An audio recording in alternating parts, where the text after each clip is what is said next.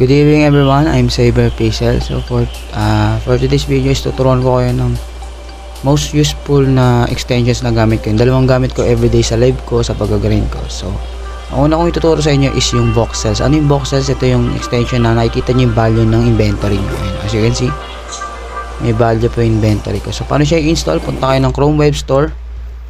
Yan. Then type nyo lang voxels.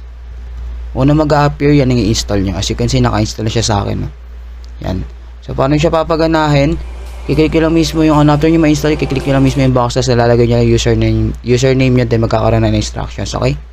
So next ko naman ituturo is yung sa taskboard. So di ba, para hindi na kayo pabalik-balik sa bahay nyo, kailangan nyo nang makikita nyo na lang agad. Pagka-click nyo ng taskboard nyo, makikita nyo agad yung accurate gastos, accurate na earnings nyo, accurate na level nyo from doing taskboard. So anong tawag dyan? Pixel Game Assistant po again. So punta kayo ng Chrome Web Store, type nyo lang Pixel Game Assistant.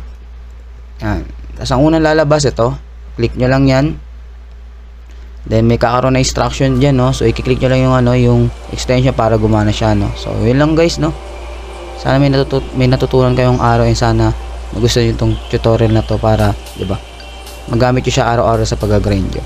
Bye bye, happy grinding sa inyo guys.